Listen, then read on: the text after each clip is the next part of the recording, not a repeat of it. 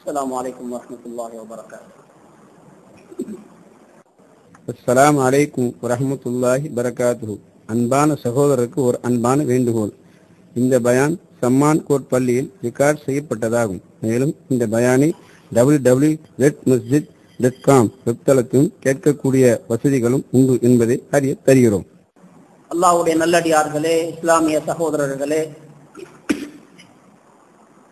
அல்லாஹு தஆலா மனிதர்களாகிய எம்மை உலகில் பலதரப்பட்ட நிலைகளிலே படைத்திருக்கிறான். சிலரை செல்வந்தர்களாகவும், சிலரை ஏழைகளாகவும், சிலரை பலசாலிகளாகவும், சிலரை பலத்தில் குறைந்தவர்களாகவும், சிலரை அழகில் கூடியவர்களாகவும், அழகில் குறைந்தவர்களாகவும், ஆரோக்கியம் உள்ளவர்களாகவும், நோயாளிகளாகவும், இப்படியாக பல நிலைகளிலே நம்மை படைத்திருக்கிறான். கண்ணியமான இஸ்லாமிய சகோதரர்களே, நமக்கு தரப்பட்டிருக்கிற இந்த நிலைகள் நம்முடைய தரத்தை முடிவு செய்வதற்காக வேண்டி தரப்பட்டவைகள் அல்ல. ஒருவர் செல்வந்தராக படைக்கப்பட்டிருக்கிறார் அல்லது செல்வந்தராக ஆக்கப்பட்டிருக்கிறார் என்றால் அவர் சமூகத்திலே சிறந்தவராக உயர்ந்து விட்டார் என்ற அர்த்தமும் கிடையாது. ஒருவர் ஏழையாக வாழ்கிறார் என்பதனால் அவர் இழிவடைந்து போய்விட்டார் என்பதும் கிடையாது.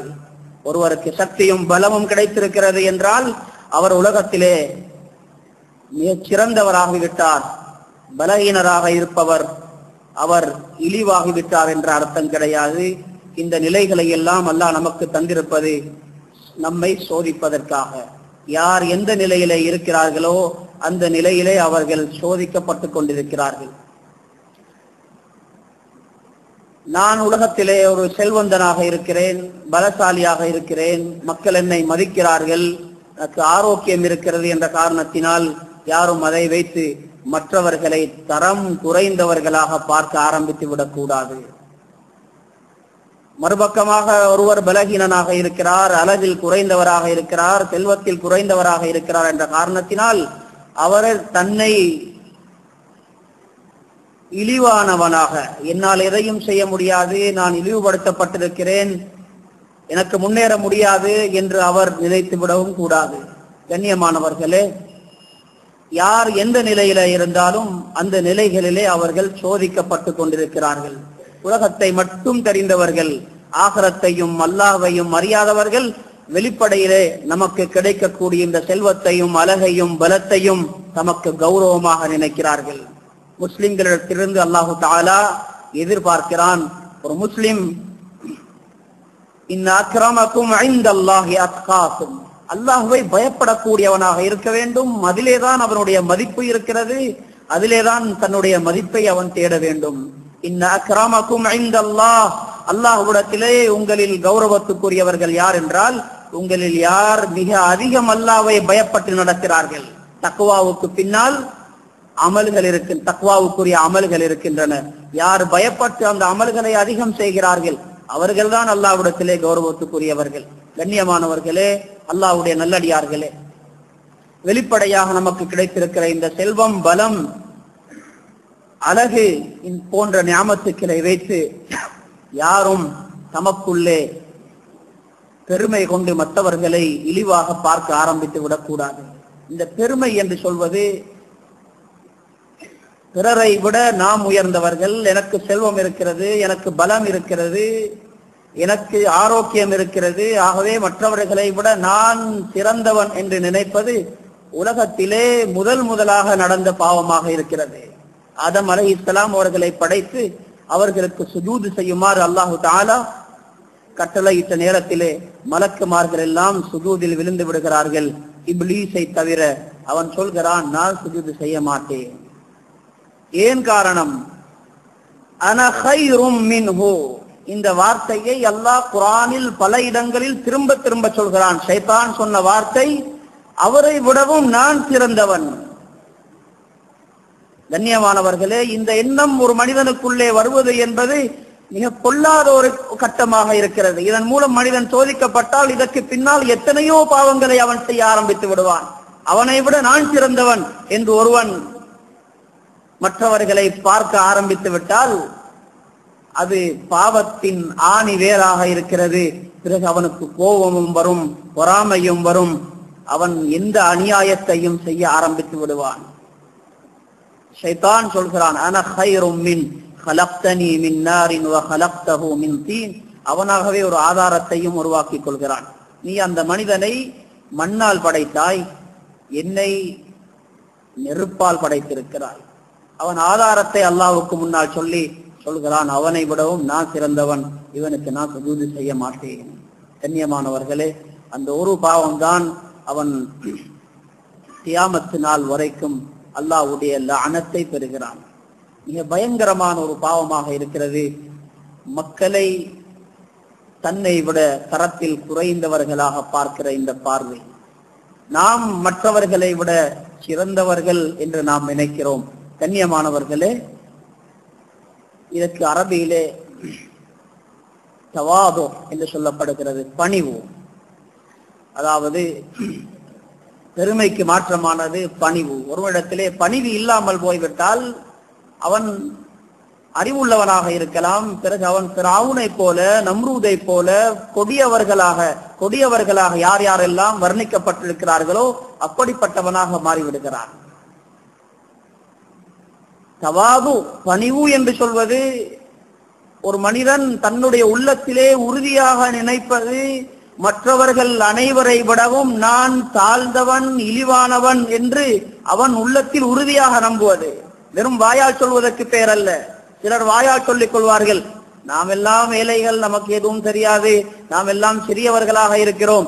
வெறும் நாவினால் மட்டும் சொல்லிக் கொள்கிறார்கள். இதற்கு பெயர் அல்ல பணிவு என்பது. உள்ளத்தில் வந்துவிட வேண்டும், நான் பார்க்கிற அத்தனை பேரை விடவும் நான் தாழ்ந்தவனாக இருக்கிறேன். பிறகு அதை வார்த்தையால் சொல்லலாம், சொல்லாமல் இருக்கலாம், அது இரண்டாவது விடயம். உள்ளத்திலே வந்துவிட்டால் அவரிடத்திலே பணிவு இருக்கிறது என்று அர்த்தம். கண்ணியமானவர்களே, நாம் சமூகத்திலே பலருடன் பழகுகிறோம், பலரை பார்க்கிறோம். நம்மை அறியாமலேயே நாம் சிலரை இடை போட்டு வைத்திருக்கிறோம். இவரை விட நான் சிறந்தவன், அவரை விட நான் சிறந்தவன், அவருடைய வீட்டுக்கு நான் போவதல்ல, அவன்தான் என்னுடைய வீட்டுக்கு வர வேண்டும், என்னுடைய விருந்துக்கு நான் அவரை அழைப்பதல்ல, அவர்தான் அவருடைய விருந்துக்கு என்னை அழைக்க வேண்டும். நாம் சிலரை இப்படிப்பட்ட ஒரு தரத்திலே நாம் அவர்களுக்கு இந்த தரத்தை கொடுத்து வைத்திருக்கிறோம். பார்க்கும் பொழுதெல்லாம் அவர்களை அந்த பார்வையில் தான் பார்க்கிறோம். கண்ணியமானவர்களே, இது நமக்கு யார் தந்த பட்டம்? உலகத்திலே பலரும் பட்டம் பதவிகளை பெற்றிருக்கிறார்கள், தொழில்களை பெற்றிருக்கிறார்கள். அவர்களிடத்திலே போய் கேட்டால், இந்த பதவியை நீங்கள் எப்பொழுது பெற்றீர்கள் என்று கேட்டால் அவர்கள் சொல்லுவார்கள், இத்தனையாம் ஆண்டில் இந்த தினத்திலே நாம் இந்த பட்டத்தை பெற்றோம், இந்த பதவி எங்களுக்கு கிடைத்தது, நான் அமைச்சராக ஆனேன் இந்த காலத்திலே, இந்த வருஷத்திலே, இந்த நாளிலே என்று சொல்லுவார்கள். உலகத்திலே யாருக்கு எந்த பதவி கிடைத்தாலும் அதற்கு ஒரு கட்டம் இருக்கிறது, ஒரு நேரம் இருக்கிறது, ஒரு நாள் இருக்கிறது, ஒரு வருடம் இருக்கிறது. நாம் சமூகத்தில் எத்தனையோ பேர்களை நம்மை விட தாழ்ந்தவர்கள், நாங்கள் அவர்களை விட சிறந்தவர்கள், உயர்ந்தவர்கள் என்று இடை போட்டு வைத்திருக்கிறோம். இந்த பட்டத்தை யார் தந்தார்கள், எப்பொழுது தந்தார்கள்? கண்ணியமானவர்களே, வெளிப்படையான சில விடயங்களை வைத்து இந்த முடிவை நாமே எடுத்தோம். பிறக்கும் பொழுது எல்லாரையும் சமமாக பார்த்தவர்கள் நாங்கள். காண்கிற சிறியவர்களை எல்லாம் நண்பர்களாக பார்த்தவர்கள். சிறியவர்களாக இருக்கும் பொழுது எங்களுடைய வயதில் இருக்கக்கூடிய அத்தனை பேர்களையும் எங்களுடைய நண்பனாக பார்த்தோம். அவன் செல்வந்தனாக இருக்கட்டும், ஏழையாக இருக்கட்டும், அவன் எந்த வீட்டில் பிறந்திருக்கட்டும், காண்கிற பெரியவர்களை எல்லாம் மாமா என்று சொன்னோம். எல்லாரையும் எங்களுடைய சொந்தக்காரர்களாக பார்த்தவர்கள். பிறகு நாங்கள் வயது வந்து நமக்கு அறிவு வந்ததற்கு பின்னால் ஒரு சாராரை எங்களை விட இவர்கள் தரத்தில் குறைந்தவர்கள், அவர்களை விட நாங்கள் உயர்ந்தவர்கள் என்ற முடிவை நாங்கள் எடுத்து விட்டோம். இந்த முடிவை யார் தந்தார்கள்? தந்திருந்தால் இது அல்லாஹ்வினால் தரப்பட்டிருக்க வேண்டும். யாரும் தர இல்ல, நாங்களாக. மனிதன் அவனுக்குள்ளே இப்படிப்பட்ட எண்ணங்களை ஏற்படுத்தி அவனே அதை வளர்த்துக் கொள்கிறான். கண்ணியமானவர்களே, ஒரு முஸ்லிம் அல்லாஹ்வை நம்பியவன், ஆகிரத்தை நோக்கமாக கொண்டு வாழக்கூடியவன், அவனுடைய எண்ணம் இப்படி ஒரு நாளும் இருக்க மாட்டாது. ஹக்கீமுல் உம்மத் ரஹ்மத்துல்லாஹி அலைஹி அவர்கள் சொல்கிறார்கள், நான் ஒரு பெரும் ஷேகாக, இந்தியாவுடைய பெரும் ஷேகாக, பெரும் ஒரு ஆலிமாக இருந்தவர்கள், அவர்களிடத்திலே அவர்கள் பேசக்கூடிய பேச்சை கேட்பதற்காக பல்லாயிரக்கணக்கானவர்கள் வந்து அவர்களுடைய மஜ்லிஸிலே உட்கார்ந்திருக்கிறார்கள். பலரும் பயன்பெற்றிருக்கிறார்கள். சொல்கிறார்கள், எப்பொழுதெல்லாம் நான் மக்களுக்கு முன்னால் பேசுவதற்காக வேண்டி அமர்கிறேனோ எனக்கு முன்னால் தெரிகிற ஒவ்வொரு முகமும் என்னை விட சிறந்த முகமாக எனக்கு தெரிகிறது. பார்க்கிற எல்லாரையும் என்னை விட நல்லவனாகத்தான் பார்க்கிறேன். ஒரு கட்டத்திலே சொல்கிறார்கள், ஒரு முஸ்லிமை கண்டாலும் அவன் என்னை விட சிறந்தவன் என்று நான் உறுதியாக நம்புகிறேன். ஒரு முஸ்லிம் அல்லாதவரை காணும் பொழுது கூட அவரையும் நான் என்னை விட சிறந்தவனாக நினைக்கிறேன். காரணம், அதற்கு இடம்பாடு இருக்கிறது. அவர் பிறகு இஸ்லாத்துக்குள்ளே வந்து நல்ல காரியங்கள் நிறைய செய்து என்னை விட முன்னால் சுவர்க்கம் போய் உயர்ந்த அந்தஸ்தை பெறுவதற்கு சாத்தியம் இருக்கிறது. அதனால் அவனும் என்னை விட சிறந்தவனாக ஆகுவதற்கு சாத்தியம் இருக்கிறது என்று நான் நினைக்கிறேன் என்று சொல்கிறார்கள். கண்ணியமானவர்களே, அந்த மனிதர்கள் எல்லாம் உலகத்திலே பெரியவர்களானது, பெரியவர்கள் என்று நாம் அவர்களை வர்ணிக்கிறோம், பெரிய மனிதர்களாக ஆனது அதற்கு உள்ளே இருக்கக்கூடிய ரகசியம் இதுதான். அவர்கள் தங்களை சிறியவர்களாக பார்த்தார்கள். அல்லாஹு தஆலா ஒரு மலக்கை படைத்திருக்கிறான். அந்த மலக்குக்கு அல்லாஹ் கொடுத்திருக்கிற வேலை என்னவென்றால், உலகத்திலே யார் தன்னை சிறியவனாக நினைத்து பணிந்து செல்கிறார்களோ அவர்களுடைய முன்னெற்றி ரோமத்தை பிடித்து அந்த மலக்கு அவருடைய தலையை நிமிர்த்தி விடுகிறார். நீ நினைப்பது போல நீ தாழ்ந்தவன் அல்ல, நீ உயர்ந்தவன், நீ கௌரவமானவன், கௌரவமாக இரு என்று அவருடைய தலையை உயர்த்தி விடுகிறார். பிறகு எல்லா உள்ளங்களிலும் அவர்களை பற்றிய கண்ணியம் வந்து விடுகிறது. ஒரு மனிதன் தன்னை பெரியவனாக நினைத்து நெஞ்சை முன்னுக்கு போட்டுக் கொண்டு நடந்து கொண்டு இருக்கும் பொழுது, பெருமையாக அவன் நடந்து கொண்டிருக்கும் பொழுது அவனுடைய முன் நெற்றி ரோமத்தை பிடித்து அந்த மலக்கு அவனுடைய தலையை தாழ்த்தி விடுகிறார்.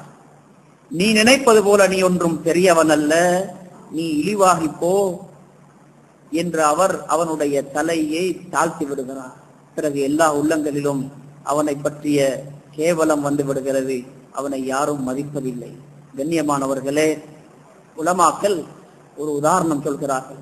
யார் மற்றவர்களை விட தம்மை சிறந்தவர்களாக பெரியவர்களாக நினைக்கிறார்களோ இவர்களுக்குரிய உதாரணம் என்னவென்றால், ஒருவன் ஒரு மலை உச்சியிலே போய் உட்கார்ந்து கொள்கிறான். உட்கார்ந்து கொண்டு கீழே நடமாடுகிற பல நூறு ஆயிரக்கணக்கானவர்கள் போய்கொண்டிருக்கிறார்கள். அவர்களை எல்லாம் பார்க்கிறான். அவர்கள் எல்லாம் அவனுக்கு சிறிய மனிதர்களாக தோன்றுகிறார்கள். அவன் தன்னை பார்க்கிறான், நான் இவ்வளவு பெரிய உடம்புள்ளவனாக இருக்கிறேன், கீழே போகிறவர்கள் அத்தனை பேரும் என்னை விட சிறிய உடம்பை கொண்டவர்களாக இருக்கிறார்கள், அதனால உலகத்துல நான் தான் சிறந்தவன், நான் தான் பெரியவன் என்று நினைக்கிறார். அதே நேரத்திலே கீழே நடமாடக்கூடிய ஆயிரக்கணக்கானவர்கள் தலையை தூக்கி அவனை பார்க்கிறார்கள். மலை உச்சியிலே அமர்ந்திருக்கிற அவன் அத்தனை பேருடைய கண்களுக்கும் சிறியவனாக தெரிகிறான். மக்கள் எல்லோரும் பார்க்கிறார்கள், அவன் சிறியவன், நாம் எல்லோரும் பெரியவர்கள். இதே போலதான் உலகத்திலே யார் மக்களை விட நான் சிறந்தவன், நான் பெரியவன் என்று நினைக்கிறானோ அவன் உலகத்தில் அத்தனை பேர்களுடைய பார்வையிலும், ஒரே ஒருவனை தவிர அத்தனை பேர்களுடைய பார்வையிலும் சிறியவனாக மாறிவிடுகிறான். அந்த ஒருவன் யார் என்றால் அது அவனேதான். அவனுடைய பார்வையில மட்டும் அவன் தனக்கு பெரிதாக தெரிகிறான். மற்ற அத்தனை பேர்களுடைய பார்வையிலும் அவன் இழிவாகி விடுகிறான். கண்ணியமானவர்களே, உலகத்திலே இருக்கக்கூடிய அத்தனை பேரிலும் நாம் அத்தனை பேரும் நம்மை விட சிறந்தவர்கள், அத்தனை பேர்களை விடவும் நாம் இழிவானவர்கள் என்ற அந்த எண்ணம் உள்ளத்திலே, ஒரு முஸ்லிமுடைய உள்ளத்திலே வருவதற்கு பேர்தான் பணிவு. நபியுல்லாஹி ஸல்லல்லாஹு அலைஹி வஸல்லம் அவர்கள் இந்த உம்மத்துக்கு நபியாக அனுப்பப்பட்டவர்கள், நபிமார்களுக்கெல்லாம் தலைவராக இருந்தவர்கள், உண்மையில் பெருமைப்பட தகுதியானவர்கள். அவர்களுடைய பணிவை பாருங்கள், ஹதீஸ்களில் இருக்கிறது.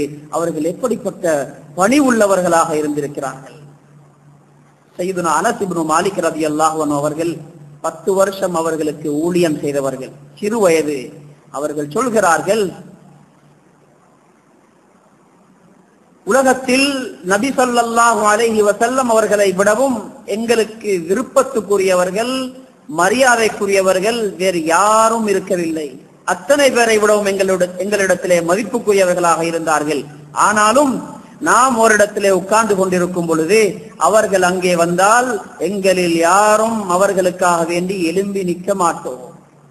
அவர்களுக்கு எழும்பி நின்று நாங்கள் கௌரவம் செய்ய மாட்டோம். அதற்கு காரணம் இருக்கிறது, காரணம் இருந்தது. என்ன காரணம் என்றால், நாம் அறிந்து வைத்திருந்தோம், நாங்கள் அவர்கள் வரும் பொழுது அவர்களுக்காக எழுந்து நிற்பதை அவர்கள் வெறுக்கக்கூடியவர்களாக இருந்தார்கள். எவ்வளவு பெரும் அந்தஸ்தை பெற்றவர்கள், பல்லாயிரக்கணக்கான சஹாபாக்கள் அவர்களுக்காக உயிரை கொடுப்பதற்கு தயாராக இருக்கிறார்கள். ஆனால் அவர்களில் ஒருவர் கூட தமக்காக எழுந்து நிற்பதை அவர்கள் விரும்பவில்லை, வெறுக்கிறார்கள், கோபப்படுகிறார்கள். நாம் எங்கேயாவது, நாம் சாதாரணமானவர்கள், நமக்கு எந்த மதிப்பும் கிடையாது, எந்த அந்தஸ்தும் கிடையாது. அப்படி இருந்தும் கூட நாம் எங்கேயாவது சென்று விட்டால், நாம் விருந்துகளுக்கு செல்லும் பொழுது, நாம் சபைகளுக்கு செல்லும் பொழுது நாம் எதிர்பார்க்கிறோம், எங்களுக்கு கை கொடுப்பதற்கு முன்னால் ஆள் வர வேண்டும், எங்களை உட்கார வைப்பதற்காக பலரும் எழும்ப வேண்டும். மக்களை தேடுகிறோம். ஒரு மஜ்லிஸுக்கு போய்விட்டால், சபைக்கு போய்விட்டால், ஒரு ஃபங்க்ஷனுக்கு போய்விட்டால், நான் வந்திருக்கிறேன், எனக்கு என்னுடன் பேசுவதற்கு தகுதியானவர்கள் யாராவது வந்து எனக்கு கை தர வேண்டும், நான் பேசிக் கொண்டிருக்க வேண்டும் என்றெல்லாம் நாங்கள் எதிர்பார்க்கிறோம். ஆனால் எங்களுடைய தலைவர் முஹம்மது ஸல்லல்லாஹு அலைஹி வஸல்லம் அவர்கள் நிபந்தனை போட்டு வைத்திருந்தார்கள், வலா யதவாகிபஹு ரஜுலானி. எப்பொழுதும் நடந்து செல்லும் பொழுது பின்னால 2 பேர் 3 பேர் நடந்து வருவதை அவர்கள் தடுத்திருந்தார்கள். யாரும் பின்னால வரக்கூடாது. நான் எங்கேயும் போகும் பொழுது எனக்கு பின்னால் யாரும் வரக்கூடாது. ஒரு கூட்டத்துடன் செல்லும் பொழுது அவர்கள் எப்பொழுதும் அவர்களுக்கு பின்னால் நடந்து செல்வார்கள். தங்களுடைய கால்களுக்கு பின்னால் இன்னொருவர் வருவதை அவர்கள் ஏற்றுக்கொள்ளவில்லை. சையதுனா அனஸ் ரலியல்லாஹு அன்ஹு அவர்கள் சொல்கிறார்கள், ரசூலுல்லாஹி ஸல்லல்லாஹு அலைஹி வஸல்லம் அவர்களுடைய வழக்கம் இருந்தது, யாராவது வந்து அவர்களுக்கு கை கொடுத்தால், முசாஃபஹா செய்தால், முசாஃபஹா செய்த அந்த கை கொடுத்த மனிதர் தன்னுடைய கையை அவராகவே இழுத்து எடுக்காமல் நபி ஸல்லல்லாஹு அலைஹி வஸல்லம் அவர்கள் தன்னுடைய கையை இழுத்து எடுத்துக் கொள்ள மாட்டார்கள். கண்ணியமானவர்களே, இது எப்பொழுது உண்டாகும்? முன்னால இருக்கிற மனிதர் கௌரவமானவர் என்று கௌரவமான பார்வையிலே அவர்களை பார்க்கும் பொழுதுதான் இந்த பணிவு வரும், இந்த உயர்ந்த பண்பு வரும். நாம் சலாத்தில் கூட மக்களுக்கு தரம் பிரித்து வைத்திருக்கிறோம். உயர்ந்தவர்கள், செல்வந்தர்களாக இருக்கிறவர்கள், மதிப்பாக இருக்கிறவர்களுக்கு சலாம் சொல்லும் பொழுது அந்த சலாத்தை ஒரு விதத்திலே சொல்கிறோம்.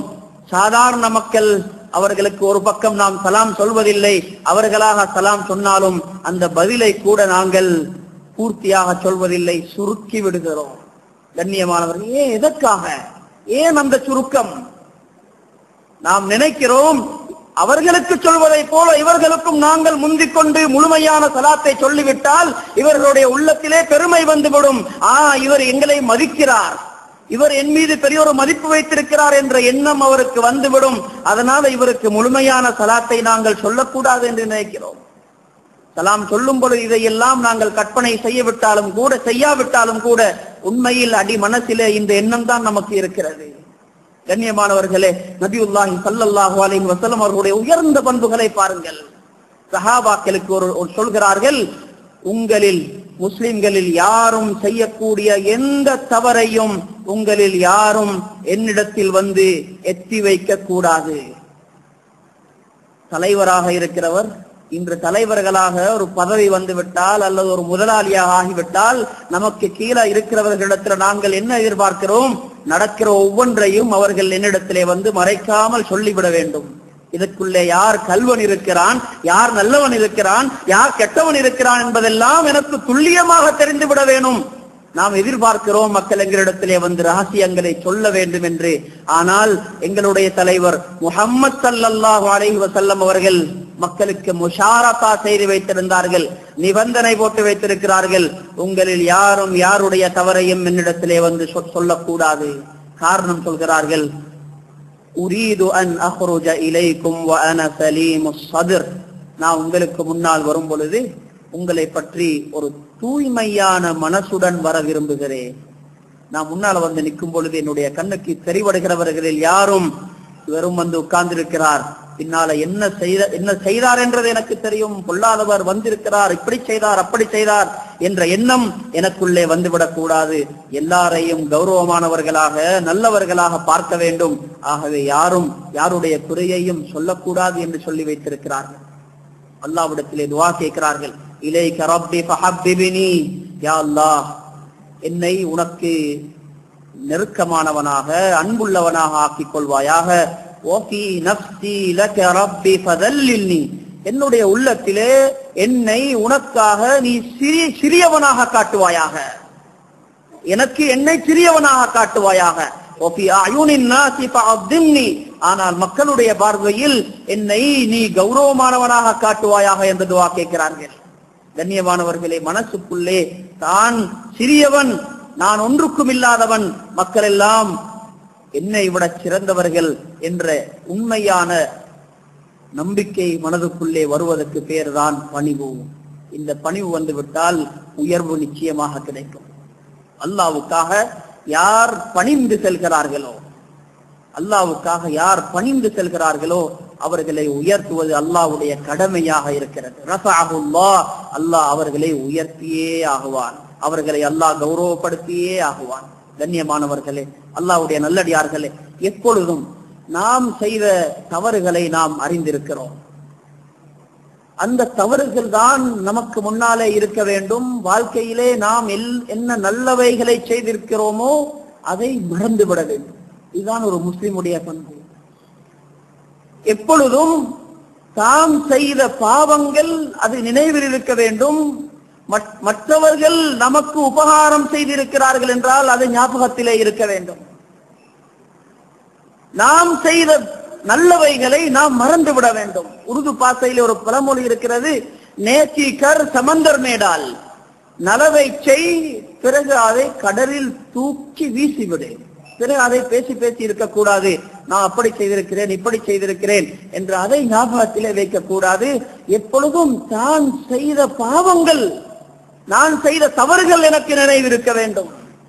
நான் இப்படி செய்திருக்கிறேன் அப்படி செய்திருக்கிறேன். ஹதீஸில் கூட வந்திருக்கிறது, ஓபிக்கி அலா ஹஃபீஅத்திக், நபி ஸல்லல்லாஹு அலைஹி வஸல்லம் சொல்கிறார்கள், உங்களுடைய பாவங்களை நினைத்து நினைத்து அழுது கொண்டே இருங்க, உங்களுடைய பாவங்களை நினைத்து நினைத்து அழுது கொண்டிருங்கள் என்று சொல்கிறார்கள். சயீத் இப்னு முஸையிப் ரஹிமஹுல்லாஹ் அவர்கள் சொல்கிறார்கள், 70 சஹாபாக்களை சந்தித்திருக்கிறேன், அந்த 70 சஹாபாக்களையும் நான் பார்த்தேன், அத்தனை பேர்களும் பயந்து கொண்டிருந்தார்கள். எதை பயந்து கொண்டிருந்தார்கள்? நான் ஒரு முனாஃபிக்காக இருப்பேனோ. நபியுடன் இருந்த சஹாபாக்கள் பெரும் பெரும் நல்ல காரியங்களை செய்தவர்கள், பல யுத்தங்களில் பங்கெடுத்தவர்கள், பெரும் பெரும் மனிதர்களாக இருந்தவர்கள், மரியாதைக்குரியவர்களாக இருந்தவர்கள் பயந்து கொண்டிருக்கிறார்கள், நாங்கள் முனாஃபிக்குகளாக இருப்போமோ தெரியாது. கண்ணியமானவர்களே, வாழ்நாளில் செய்த நல்லவைகளை மறந்து விடுகிறார்கள், தவறுகளை அவர்கள் ஞாபகத்திலே வைக்கிறார்கள். சய்யிதுனா அம்ர் இப்னு ஆஸ் ரலியல்லாஹு அன்ஹு அவர்கள் எவ்வளவு பெரும் சஹாபியாக இருந்தவர்கள், பெரும் சஹாபியாக இருந்தார்கள். ஃபத்ஹு மக்காவுக்கு முன்னால் அவர்கள் இஸ்லாத்துக்கு வருகிறார்கள். அதற்கு பின்னால் நிறைய நபி அவர்களுடன் பல யுத்தங்களிலும் பங்கெடுத்தவர்கள். கண்ணியமானவர்களே, அவர்களை பற்றி நபி ஸல்லல்லாஹு அலைஹி வஸல்லம் அவர்கள் சொல்லும் பொழுது, அம்ர் இப்னுல் ஆஸ் மின் சாலிஹி குரைஷ், இந்த அம்ர் இப்னுல் ஆஸ் அவர்கள் குறைஷிகளில் உள்ள நல்ல மனிதர்களை சேர்ந்தவர்கள் என்று சொல்கிறார்கள். அஸ்லமன் நாஸ் வ ஆமன அம்ர் இப்னுல் ஆஸ், இஸ்லாத்துக்கு வந்தவர்கள் எல்லாம் இஸ்லாத்துக்குள் தான் வந்தார்கள் ஆரம்பத்திலே. ஆனால் அம்ர் இப்னு ஆஸ் ரலியல்லாஹு அன்ஹு அவர்கள் ஆரம்பத்திலே ஈமானுக்குள்ளே வந்து விட்டார் என்று சொன்னார்கள். அப்படிப்பட்ட பெரும் சஹாபி. மிஸ்ரை அவர்களுடைய கையில் தான் மிஸ்ருடைய வெற்றி ஏற்பட்டது.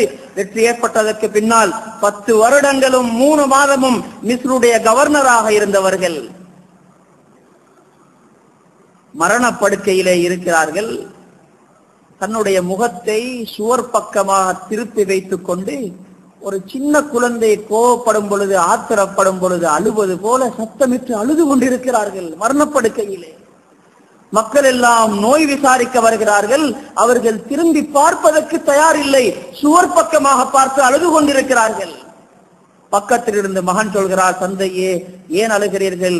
உங்களை பற்றி நபி ஸல்லல்லாஹு அலைஹி வஸல்லம் அவர்கள் எவ்வளவு நல்ல செய்திகளை சொல்லி இருக்கிறார்கள், நீங்கள் ஏன் அழுகிறீர்கள்?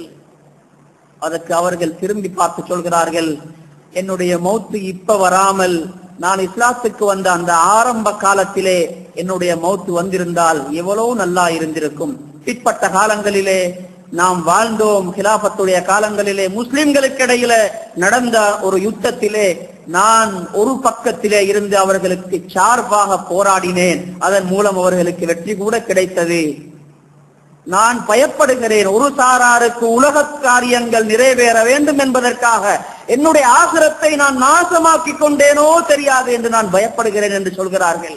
கண்ணியமானவர்களே, வாழ்நாளில் செய்த நன்மைகளை எல்லாம் மறந்து விடுகிறார்கள். வாழ்நாளில் செய்த அல்லது அஞ்சுகிற அந்த தவறுகளை பயந்து கொண்டிருக்கிறார்கள். நோய் விசாரிக்க வந்தவர்கள் எல்லாம் திரும்பி போனதற்கு பின்னால் மகனை பார்த்து சொல்கிறார்கள், மகனே ஒரு கயிறு கொண்டு வாருங்கள், ஒரு பட்டி, ஒரு பிடவை பட்டியை கொண்டு வந்து என்னுடைய 2 கைகளையும் சேர்த்து கழுத்தோடு கட்டுங்கள் என்று சொல்கிறார்கள். நான் ஒரு குற்றவாளி, நான் இப்படி இருக்கக்கூடாது, என்னுடைய 2 கைகளையும் கழுத்தோடு சேர்த்து கட்டுங்கள். மகன் கொண்டு வந்து ஒரு கயிற்றை கொண்டு வந்து கழுத்தோடு சேர்த்து கட்டுகிறார்கள். பிறகு துஆ கேட்கிறார்கள், யா அல்லாஹ், நீ அமர்தனி ஃபஅஸைத், எனக்கு எத்தனையோ காரியங்களை செய்ய சொல்லி இருந்தாய், நான் உனக்கு மாறு செய்து விட்டேன். வனஹைதனி, எத்தனையோ காரியங்களை செய்யக்கூடாது என்று சொல்லி இருந்தாய், ஃபதஜாவஸ்து, நான் அதையெல்லாம் மீறிவிட்டேன். இப்பொழுது என்னிடத்தில் எதுவுமே கிடையாது. ஆனாலும் யா அல்லாஹ், வலகின்னி அஷ்ஹது அல்லா இலாஹ இல்லல்லாஹ் வ அன்ன முஹம்மதர் ரசூலுல்லாஹ், ஆனாலும் என்னிடத்தில் ஒரே ஒரு நன்மை இருக்கிறது, கலிமா சொல்கிறேன் என்று அந்த கலிமாவை சொல்கிறார்கள். அதற்கு பின்னால் தன்னுடைய விரல்களை வாய்க்குள்ளே போடுகிறார்கள். ஒருவன் கவலைப்படும் பொழுது விரல்களை வாயில் வைக்கிறான், அதுபோல அந்த விரல்களை வாயில் போட்டுக் கொள்கிறார்கள். அவர்களுடைய உயிர் பிரிந்து விடுகிறது. கண்ணியமானவர்களே, எப்படி அல்லாஹ்வுக்கு முன்னால் பணிவை காட்டுகிறார் பாருங்கள். வாழ்நாளிலே செய்த நன்மைகளை எல்லாம் மறக்க வேண்டும், தவறுகள் நினைவில் இருக்க வேண்டும். மறுபக்கமாக மற்றவர்கள் நமக்கு செய்திருக்கிற உபகாரங்கள், மற்றவர்கள் செய்த நலவுகள், அவற்றை நாம் மறந்துவிடக் கூடாது, அது ஞாபகத்திலே இருக்க வேண்டும். மற்றவர்கள் நமக்கு செய்த தவறுகள் இது ஞாபகத்திலே இருக்கக்கூடாது, அதை மறந்துவிட வேண்டும். நாம் நேர்மாற்றமாக இருக்கிறோம். சிலர் நமக்கு எவ்வளவு உபகாரம் செய்கிறார்கள், உதவி செய்கிறார்கள், நலவு செய்கிறார்கள். ஆனால் அவரிடமிருந்து ஒரு தவறு நடந்து விட்டால் நாம் சொல்கிறோம், இதற்கு பின்னால் எனக்கு முன்னாலேயும் வராது, இவ்வளவு காலம் செய்த நலவுகளுக்கு நீ கரி பூசி விட்டாய். கண்ணியமானவர்களே, ஒரு தவறை வைத்து அவர்களுடைய வாழ்நாளில் செய்த அந்த நலவுகளை எல்லாம் மறந்து விடுகிறோம்.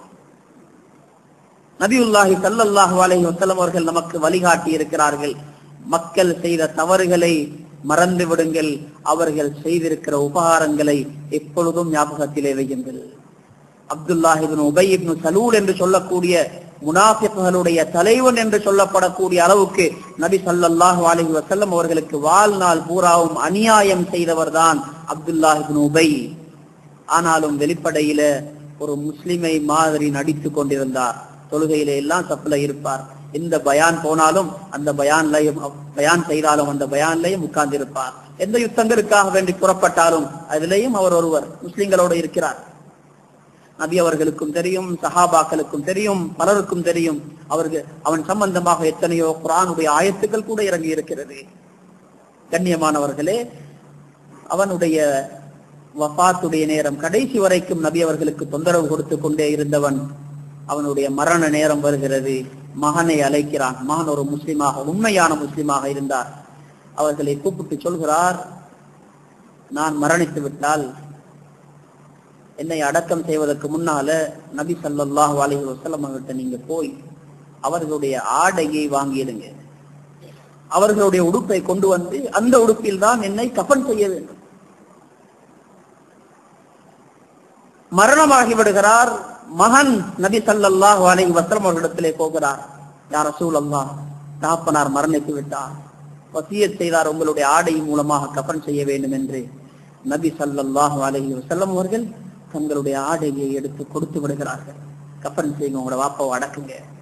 இமாம் நவவி ரஹிமஹுல்லாஹ் அவர்கள் சொல்கிறார்கள், சில உலமாக்களுடைய கருத்து, ஒரு முனாஃபிக்காக இருந்து கொண்டு முனாஃபிக்காக மரணித்திருக்கிறான் என்று தெரியும்.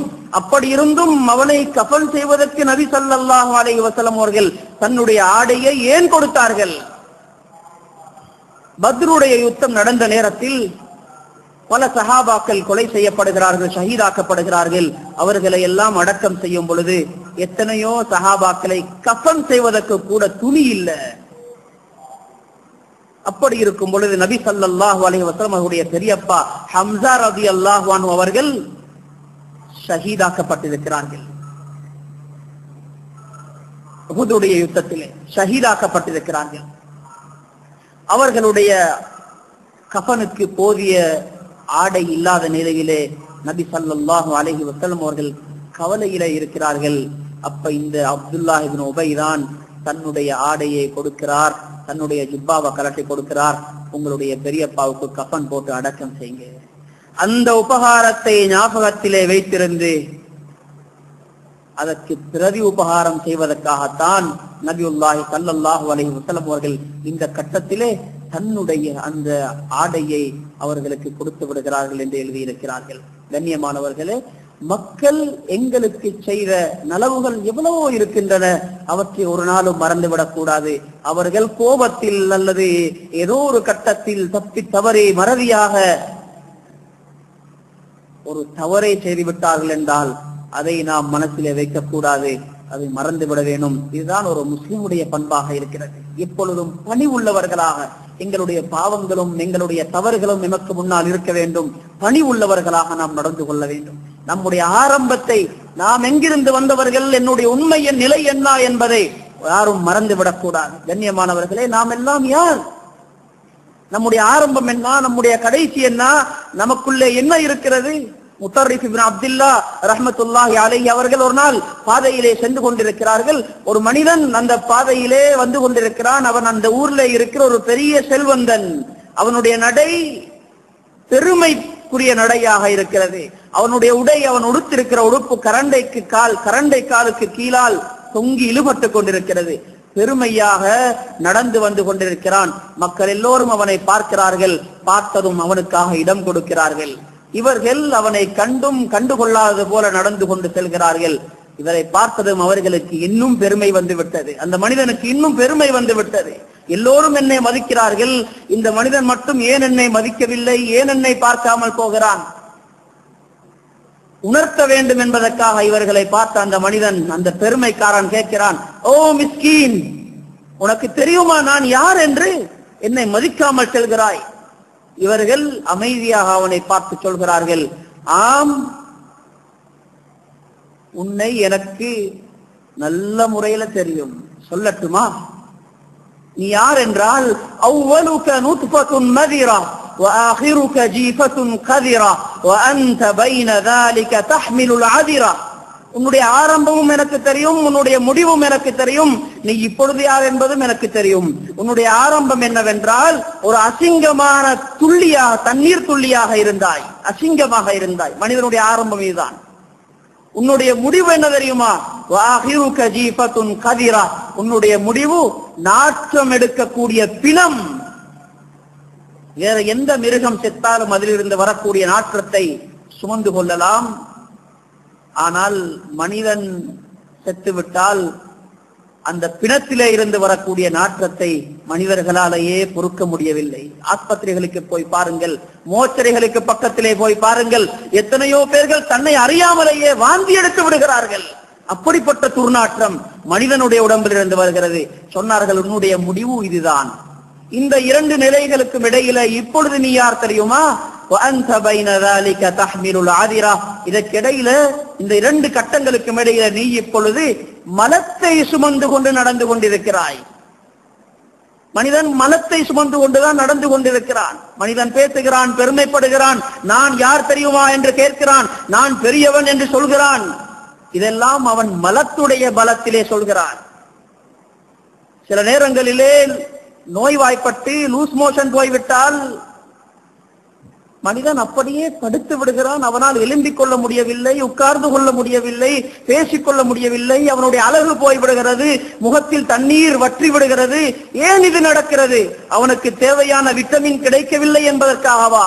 இல்லை, அவனுடைய வயிற்றிலே இருக்க வேண்டிய அளவு மலம் இல்லாமல் அதுவும் சேர்ந்து வெளியே போய்விட்டது. அதனால் அவன் பலம் இல்லாமல் போகிறான். அப்படியாக இருந்தால் மனிதன் உஷாராக பேசுகிறான், உறுதியாக நடக்கிறான் என்றால் அவன் மலத்துடைய பலத்திலே சென்று கொண்டிருக்கிறான். இவனுக்கு என்ன பெருமை இருக்கிறது? கண்ணியமானவர்களே, இந்த அசிங்கம் வெளியிலே தெரிந்தால் நம்மை மதிக்கக்கூடியவர்கள் சமூகத்திலே யார் இருப்பார்கள்? நான் எப்படிப்பட்டவன் என்பதை நான் எப்பொழுதும் மறந்துவிடக் கூடாது. அதை அல்லாஹு தஆலா அதனால்தான் ஒவ்வொரு நாளும் ஒன்றுக்கு பல தடவைகள் ஒவ்வொரு மனிதனையும் மலத்தை பிடிக்க வைத்து அவனுக்கு உணர்த்துகிறான். உன்னுடைய உண்மை நிலை இதுதான். மனிதனுக்கு ஹைருக்காகத்தான் அத்தனையும் வைக்கப்பட்டிருக்கிறது. நோய்கள் வருகிறது, ஹைருக்காகத்தான் வருகிறது. மனிதன் ஆரோக்கியமாக இருக்கும் பொழுது அவனுக்கு பெருமை வந்து விடுகிறது. எனக்கு யாரும் தேவையில்லை, நான் தனியாக எதையும் செய்வேன் என்று அவன் நினைக்க ஆரம்பித்து விடுகிறான். இப்பொழுது அவனுக்கு வருகிறது ஒரு நோய், கட்டிலே படுத்து விடுகிறான். நாட்கள் பல சென்று கொண்டிருக்கின்றன. இப்பொழுது பலகீனப்பட்டு விடுகிறான். இவனுக்குள்ளே பணிவு வருகிறது. கேட்கிறான் மனைவியிடத்துல, தம்பி வந்தாரா, மச்சானு கொஞ்சம் வர சொல்லுங்களேன், தாத்தா வந்தாவா, தங்கச்ச கொஞ்சம் வர சொல்லுங்களே. சமூகத்தில் இருக்கிற சொந்தக்காரர்கள் அத்தனை பேரும் இப்பொழுது அவனுக்கு தேவைப்படுகிறார்கள். அவனுக்குள்ளே பணிவு வந்து விடுகிறது. அவன் தான் சொன்னான், எனக்கு யாரும் தேவையில்லை, எனக்கு பணம் இருக்கிறது, சக்தி இருக்கிறது, பலம் இருக்கிறது. ஹைருக்குத்தான் அல்லாஹு தஆலா இப்படிப்பட்ட நோய்களை ஏற்படுத்தி அவனுக்குள்ளே இருக்கிற இருமாப்பையும் அவனுக்குள்ளே இருக்கிற பெருமையையும் கட்டுப்பாட்டுக்கு கொண்டு வருகிறான். கண்ணியமானவர்களே, பணிவை ஏற்படுத்திக் கொள்வோம். இதற்காக வேண்டி இது ஒரு நோய், பெருமை என்று சொல்வது ஒரு நோயாக இருக்கிறது. அதற்கு வைத்தியம் செய்ய வேண்டும். எப்படி வைத்தியம் செய்வது? அந்த பெருமையை இல்லாமலாக்குவதற்காக ஸலஃபு ஸாலிஹீன்கள் பல வகையிலே மருத்துவம் செய்திருக்கிறார்கள். உமர் இப்னுல் கத்தாப் ரலியல்லாஹு அன்ஹு அவர்கள் ஒரு நாள் வீட்டுக்குள்ளே இருக்கிறார்கள். திடீரென்று வெளியே வந்து மக்களை எல்லோரையும் ஒன்று கூட்டி அவர்கள் மிம்பர்லே உட்கார்ந்து கொண்டு சொல்கிறார்கள், இந்த உமரை உங்களுக்கு தெரியுமா? அமீருல் மோமினாக ஜனாதிபதியாக இருக்கிறவர்கள் கேட்கிறார்கள், இவனை தெரியுமா உங்களுக்கு? இவன் இழிவானவனாக இருந்தான், இவன் ஒன்றும் தெரியாதவனாக இருந்தான் என்று தன்னுடைய பழைய கதைகளை எல்லாம் சொல்ல ஆரம்பித்து விடுகிறார்கள். மக்களுக்கு ஆச்சரியம், சந்தர்ப்பத்துக்கு ஏற்ற கதையாக இல்லையே, ஏன் இப்படி சொல்கிறார்கள்? சொன்னார்கள். கேட்கும் பொழுது சொல்கிறார்கள், நான் வீட்டுக்குள்ள இருந்தேன், எனக்குள்ள ஒரு எண்ணம் வந்தது, நான் இப்பொழுது ஜனாதிபதியாக இருக்கிறேன், நான் எப்படிப்பட்டவனாக இருந்தவன், நான் உயர்ந்தவன் என்ற ஒரு எண்ணம் எனக்குள்ளே வந்தது. அந்த பெருமையை இல்லாமலாக்குவதற்காகத்தான் நான் இவ்வாறு செய்தேன் என்று சொல்கிறார்கள். கண்ணியமானவர்களே, இதுதான் அதற்கு செய்ய வேண்டிய மருத்துவமாக இருக்கிறது. சையதுனா அபூ ஹுரைரா ரலியல்லாஹு அவர்கள் ஒரு நாட்டுடைய கவர்னராக இருக்கிறார்கள். ஒரு நாள் உள்ளத்தில் ஒரு எண்ணம் வருகிறது, நான் இந்த நாட்டுக்கு கவர்னராக இருக்கிறேன், எல்லோரும் எனக்கு கட்டுப்படுகிறார்கள் என்ற எண்ணம் வருகிறது. பஜாருக்கு போனார்கள். வீட்டுக்கு தேவையான விறகு கட்டை வாங்கி அதை தலையிலே வைத்துக் கொள்கிறார்கள். பிறகு யோசிக்கிறார்கள், தலையிலே வைத்துக் கொண்டு போனால் மக்கள் இதை கண்டுகொள்ளாமல் இருந்து விடுகிறார்களோ என்ற அந்த எண்ணத்திலே அவர்கள் சொல்கிறார்கள், உங்குரு இலா அமீரிக்கும், உங்குரு இலா அமீரிக்கும், இதோ உங்களோட கவர்னர் போறார் பாருங்கள், உங்களுடைய கவர்னர் போகிறார் பாருங்கள் என்று சொல்லி சொல்லி பஜாரிலே நடக்கிறார்கள். அந்த பெருமையை இல்லாமலாக்குவதற்காக மருத்துவம் செய்கிறார்கள். கண்ணியமானவர்களே, இன்று நாம் நம்முடைய வீட்டுக்கு வாங்குகிற சாப்பாட்டு சாமான்களை கையிலே சுமந்து கொள்வதற்கும் சுமந்து செல்வதற்கும் வெட்கப்படுகிறோம். எத்தனையோ பேர்கள் வெட்கப்படுகிறார்கள். தமக்கு தேவையான சாமான்களை சுமந்து செல்வதற்கு பெருமை வந்து விடுகிறது. சில்லறை காட்சிகளை கையில எடுப்பதற்கு கூட வெட்கப்படுகிறார்கள். கண்ணியமானவர்களே, அலி இப்னு அபீ தாலிப் ரலியல்லாஹு அன்ஹு அவர்கள் அமீருல் முஃமினீனாக இருக்கும் பொழுது ஒரு நாள் பஜாருக்கு போய் மரக்கறிகளை வாங்கி கூடையிலே போட்டு அவர்களே தூக்கி கொண்டு வருகிறார்கள். இவர்களை பார்த்ததும் ஓடி வந்தார் ஒரு மனிதர். பாருங்கள், நான் சுமந்து வருகிறேன், நீங்க ஏன் கொண்டு போகிறீர்கள்? சொன்னார்கள், இந்த மரக்கறி என்னுடைய வீட்டுக்காரர்களுக்கு, என்னுடைய குடும்பத்துக்கு சாப்பிடுவதற்காக, குடும்பத்துக்குரிய சாப்பாட்டை சுமந்து செல்வதற்கு மிக தகுதியானவர் யார்? அந்த குடும்பத்துக்கு தலைவன் தானே. நான் என்னுடைய குடும்பத்துக்கு தலைவன், நானே சுமந்து செல்கிறேன், விடுங்கள் என்று சொல்லி அவர்கள் எடுத்து செல்கிறார்கள். கண்ணியமானவர்கள், ஏன் நாம் வெட்கப்படுகிறோம்? பஸ்ஸிலே ஏறுவதற்கும் வெட்கப்படுகிறார்கள் எத்தனையோ பேர்கள், ஆட்டாவிலே செல்வதற்கும் வெட்கப்படுகிறார்கள். எங்களுடைய தலைவர் முஹம்மது ஸல்லல்லாஹு அலைஹி வஸல்லம் அவர்கள் குதிரைகள் 1000 இருக்க, ஒட்டகங்கள் 1000 இருக்க கழுதையிலே பயணம் செய்திருக்கிறார்கள். ஒரு நாள் போகிறார்கள், கழுதையிலே போகிறார்கள். முனாஃபிக்குகளுடைய ஒரு கூட்டம் இருக்கிறது. அந்த கூட்டத்தில் இந்த அப்துல்லாஹ் இப்னு உபை சொல்கிறார்கள், லா துகப்பிர் அலைனா, முஹம்மதே கழுதையில வாரீங்க, தூசை கிளப்பி விடாதீர்கள், உங்களுடைய கழுதையின் நாற்றம் எங்களால் பொறுக்க முடியவில்லை என்று சொல்கிறான். அப்படி இருந்தும் அவர்கள் கழுதையிலே சென்றிருக்கிறார்கள். அவர்களை பின்பற்றுகிற எங்களுக்கு ஏன் இவ்வளவு நல்ல வாகனங்களிலே செல்ல முடியாது? அப்படிப்பட்ட பெருமை எங்கிருந்து வந்து விட்டது? கண்ணியமானவர்களே, அந்த பணிவை நாங்கள் ஏற்படுத்திக் கொள்வோம். சாதாரண மனிதர்கள் சமூகத்தில் எப்பயும் இருக்கிறார்கள். இவர்களுடன் சேர்ந்து உட்கார்வதனால் இந்த பெருமை இல்லாமல் போகும். யாரை கண்டாலும் முதலாவது நாம் சலாம் சொல்வது நபி ஸல்லல்லாஹு அலைஹி வஸல்லம் சொன்னார்கள், பெருமை இல்லை என்பதற்கு இது அடையாளமாக இருக்கிறது. நீங்கள் முந்திக் கொண்டு சலாம் சொல்லுங்கள், மற்றவர்கள் சலாம் சொல்ல வேண்டும் என்று எதிர்பார்க்காதீர்கள், நீங்களே முந்திக் கொண்டு சலாம் சொல்லுங்கள். நூன் மிஸ்ரி ரஹ்மத்துல்லாஹி அவர்கள் சொல்கிறார்கள், ஒரு மனிதன் பெரும் பாக்கியசாலி என்பதற்கு 3 அடையாளங்கள் இருக்கின்றன. முதலாவது அடையாளம், அவனுடைய வாழ்நாள் அதிகமாக அவனுக்குள்ளே உலக ஆசை குறைந்து கொண்டு போக வேண்டும். வாழ்நாள்லாம் முடிஞ்சு கொண்டு போவதே, எனக்கு எதற்காக இந்த உலகம், இந்த எனக்காக நிரதியமான பணம் என்று அவன் யோசிக்க ஆரம்பிப்பான். இரண்டாவது, அவனுடைய செல்வம் அதிகரிக்க கொடுக்குகிற பண்பு, கொடைத்தன்மை அதிகரித்துக் கொண்டே செல்ல வேண்டும். சிலர் சாதாரணமாக இருக்கும் பொழுது நிறைய கொடுத்தவர்கள் பணம் வந்துவிட்டால் கஞ்சர்களாக மாறிவிடுகிறார்கள். நிறைய பணம் வந்து விட்டது, இப்பொழுது இன்னும் சேகரித்தால் இதையே செய்யலாம் என்று யோசிக்க ஆரம்பித்து இப்பொழுது கஞ்சர்களாக மாறிவிடுகிறார்கள். கண்ணியமானவர்களே, மூன்றாவது சொல்கிறார்கள், பதவி அந்தஸ்து, மக்கள் தமக்கு மதிப்பு தருவது எல்லாம் அதிகரிக்கும் பொழுது பணிவு அதிகரித்துக் கொண்டே செல்ல வேண்டும். சாதாரணமாக இருந்தவர் இப்பொழுது உயர்ந்து விட்டார், எல்லோரும் மதிக்கிறார்கள். இப்பொழுது அவர் பல நிபந்தனைகளை போட ஆரம்பிக்கிறார்.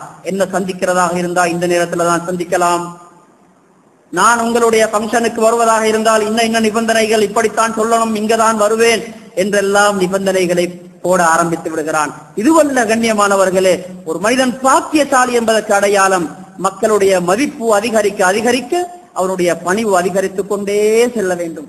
கண்ணியமானவர்களை, இப்படிப்பட்ட உயர்ந்த நல்ல பண்புகளை நமக்குள்ளே ஆக்கிக் கொள்வோம். சமூகத்தில் பார்க்கிற அத்தனை பேரையும் கண்ணியமானவர்களாக பார்ப்போம். அதற்கு நாம் தயாரில்லை. தொடர்ந்தும் நம்மை சிறந்தவர்கள் என்றுதான் நினைத்துக் கொண்டிருக்கிறோம் என்று சொன்னால் நபி ஸல்லல்லாஹு அலைஹி வஸல்லம் அவர்கள் சொல்கிறார்கள், லா யத்குலுல் ஜன்னத மன் கான ஃபீ கல்பிஹி மிஸ்காலு தர்ரத்தின் மின் கிப்ர். யாருடைய உள்ளத்தில் அணுவளவு பெருமை இருக்கிறதோ, அணுவளவு, பெரிய அளவல்ல, அணுவளவு பெருமை இருக்கிறதோ அவர் சுவர்க்கத்தில் நுழைய மாட்டார் என்று சொன்னார்கள். ஆகவே கண்ணியமானவர்களே, நாம் முயற்சி செய்து பல பயிற்சிகள் செய்து இந்த பணிவை நமக்குள்ளே உண்டாக்கி பெருமை என்ற நோயிலிருந்து நம்மை சுகப்படுத்திக் கொள்வோம். அல்லாஹு தஆலா அதற்கு வழி செய்வானாக. யா அல்லாஹ், நம்முடைய பாவங்களை மன்னிப்பாயாக, நம்முடைய பெற்றோருடைய பாவங்களை மன்னிப்பாயாக, முஸ்லிமான ஆண்கள் பெண்கள் அத்தனை பேருடைய பாவங்களை மன்னிப்பாயாக. வஆகிரு தஅவானா அல்ஹம்துலில்லாஹி ரப்பில் ஆலமீன். அஸ்ஸலாமு அலைக்கும் வரஹ்மத்துல்லாஹி பரகாத்துஹு. அன்பான சகோதரருக்கு ஒரு அன்பான வேண்டுகோள். இந்த பயான் சம்மான் கோட் பள்ளியில் ரெக்கார்ட் செய்யப்பட்டதாகும். மேலும் இந்த பயானை www.redmasjid.com வெப்தளத்திலும் கேட்கக்கூடிய வசதிகளும் உண்டு என்பதை அறிய தருகிறோம்.